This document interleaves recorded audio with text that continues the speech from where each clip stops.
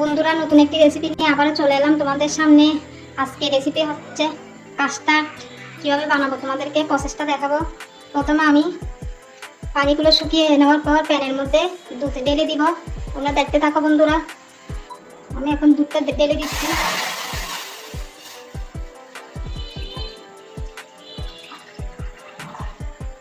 বন্ধুরা, আমরা দুধটা কিছুক্ষণ জাল করে নিব, ঘন করে নিব। দেখো প্রচেষ্টা তোমরা কীভাবে আমি কাস্টার্ড বানাই।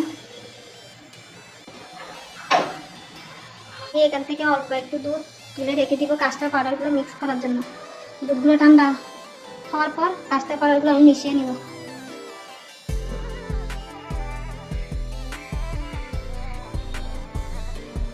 এখানে এখন আমি চিনি দিয়ে দিব।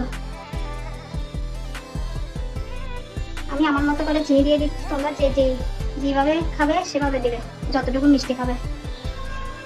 আমরা মিষ্টিটা একটু কম পাই, এটার জন্য আমি একটু কম করে দিয়েছি। চিনিটা দিয়ে ভালো করে নেড়ে নেবে, যেন চিনিটা দুধের সাথে ভালো মতো মিশে যায়।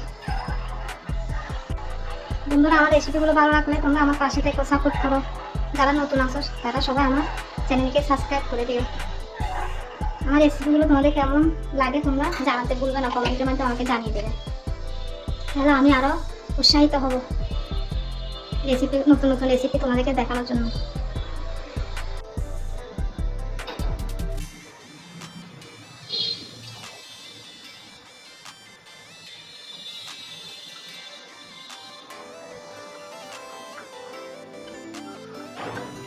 বন্ধুরা, কাস্টার্ড পাউডারগুলো দুধের সাথে মিশিয়ে নিয়েছি। এখন আমি এগুলা ঢেলে দিব।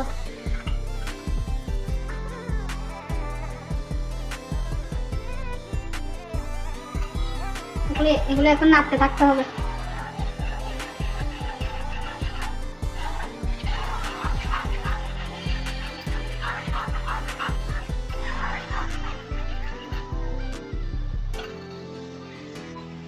বন্ধুরা, এখানে আমি একটু হালকা করে লবণ দিয়ে দিব।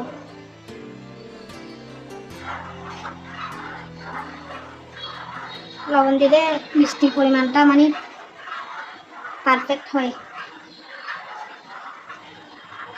এখন এগুলো প্রায় হয়ে এসেছে। এগুলো আমি নামিয়ে ঠান্ডা করে এরপর 2 ঘন্টা ফ্রিজে নর্মাল টেম্পারেচারে 2 ঘন্টা রেখে দেব। 2 ঘন্টা পর আবারও তোমাদের সামনে পরিবেশনের জন্য চলে আসবো। তোমরা সাথে থাকো। বন্ধুরা, আমি এখন কাস্টার্ডের মধ্যে ফলগুলো এক এক করে মিশাচ্ছি, তোমরা দেখতে থাকো। প্রথমে আমি কলাগুলো দিয়ে দিয়েছি, এরপর আমগুলো দিয়ে দিচ্ছি।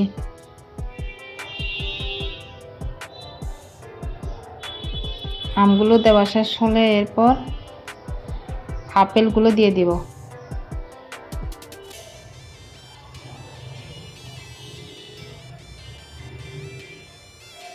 এখন আমি এগুলো ভালো মতো কাস্টার্ডের সাথে মিশিয়ে নিব।